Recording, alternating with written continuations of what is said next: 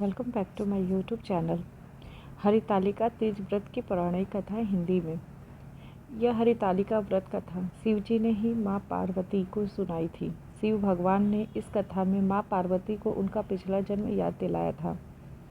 हे गौरा, पिछले जन्म में तुमने मुझे पाने के लिए बहुत छोटी उम्र में कठोर तप और घोर तपस्या की थी। तुमने ना तो कुछ खाया और ना ही पिया, बस हवा और सूखे पत्ते चबाए। जला देने वाली गर्मी या कपा देने वाली ठंडी तुम नहीं डटी रही। बारिश में भी तुमने जल नहीं पिया। तुम्हें इस हालत में देखकर तुम्हारे पिता दुखी थे। उनको दुखी देखकर नारद मुनि आए और कहा कि मैं भगवान विष्णु के भेजने पर यहाँ आया हूँ। वह आपकी कन्या से विवाह करना चाहते हैं। इस बारे में मैं आपकी राय जानना चाहता हूँ। नारद जी की बात सुनकर आपके पिता बोले, अगर भगवान विष्णु यह चाहते हैं तो उन्हें कोई आपत्ति नहीं, परंतु जब तुम्हें इस विवाह के बारे में पता चला तो तुम दुखी हो गई। तुम्हारी एक सहेली ने तुम्हारे दुख का कारण पूछा तो तुमने कहा कि मैं सच्चे मन से भगवान शिव का वरण किया है, किंतु मेरे पिता ने विवाह विष्णु जी के साथ तय कर दिया है। मैं विचित्र धर्म संकट में हूँ। अब मेरे पास प्राण त्याग देने के अलावा कोई और उपाय नहीं बचा। तुम्हारी सखी बहुत ही समझदार थी। उसने कहा, प्राण छोड़ने का यहाँ कारण ही क्या है? संकट के समय धैर्य से काम लेना चाहिए। भारतीय नारी के जीवन की सार्थकता इसी में है कि जिसे मन से पति रूप में एक बार वर्ण कर लिया, जीवन प्रयत्न उसी से निर्वाह करे। मैं तुम्हें घनघोर वन में ले चलती हूँ, जो साधना स्थल भी है और जहाँ तुम्हारे पिता तुम्हें खोज नहीं पाएंगे। मुझे पूर्ण विश्वास है कि ईश्वर अवश्य ही तुम्हारी सहायता करेंगे।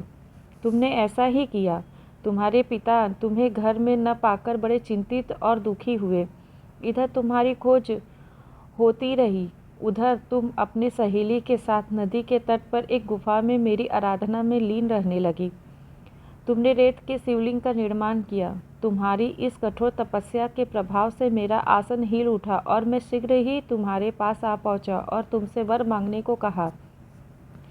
तब अपनी तपस्या के फलीभूत मुझसे अपने समक्ष पाकर तुमने कहा, मैं आपको सच्चे मन से पति के रूप में वर्ण कर चुकी हूँ।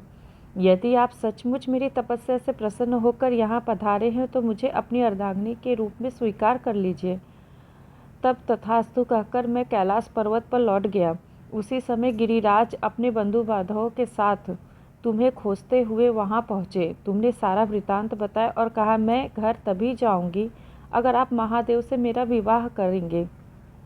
इस व्रत का महत्व यह है कि मैं इस व्रत को पूर्ण निष्ठा से करने वाली प्रत्येक स्त्री को मनवांछित फल देता हूँ।